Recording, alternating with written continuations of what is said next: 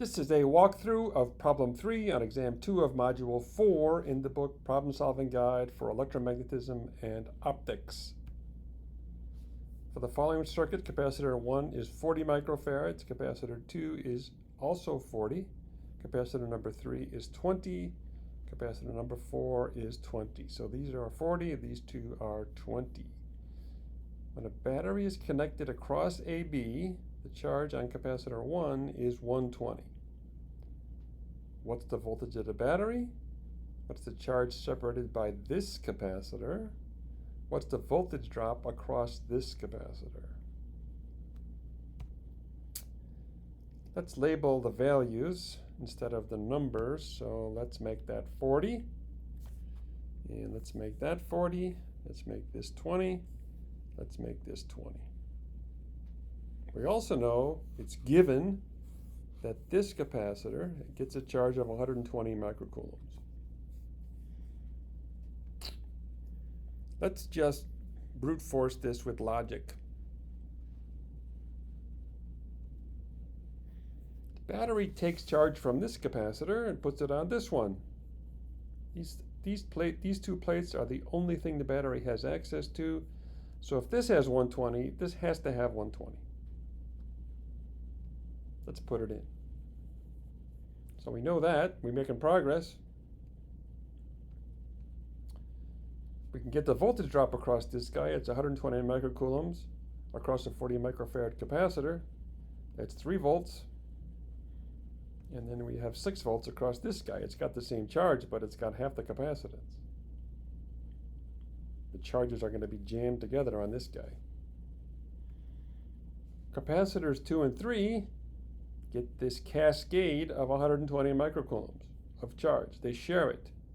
The 120 that came off of here goes here and here. This one's got twice the capacitance. It's going to get twice the charge. If the total charge they share is 120, and this one, the 40, gets twice as much charge as that one, it's got to be 80 and 40. That's the split.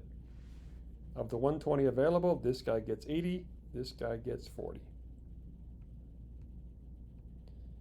The voltage drop across this capacitor is 2 volts. The voltage drop across capacitor number 3 right here is also 2 volts. Of course, they have to have the same voltage drop. They're in parallel. These two capacitors are in parallel. So let's put the voltage drops on there. There's 3 volts for this guy. This guy's 2 volts. This guy's also 2 volts. And this guy's 6 volts. So now we can get the voltage of the battery. You can just go around from A to B through either branch. And no matter which branch we go through, 3, 2, 6. That's a total of 11. The voltage of the battery must be 11 volts. Because that's the voltage drop around the circuit, no matter which way you go.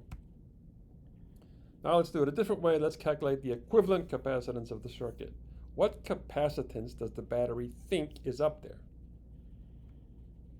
Capacitors 2 and 3 are in parallel. This side of them is connected and the other side of them is connected. We can make it like this if that helps. Right? So this capacitance, you have a choice of this one or this one, and then you go through this one. So we can take the 40 and the 20 and make a 60. They're parallel. So now we have this, a 40, then a 60, then a 20. Those are all in series. We can calculate the equivalent capacitance. And we get 120 over 11. That's the equivalent capacitance of the whole circuit. That's the capacitor the battery thinks is there. So now we can replace the entire circuit with this one circuit, one capacitor. We know we hook up the battery. The capacitance is 120 over 11, and it gets 120 microcoulombs. So we can use that equation.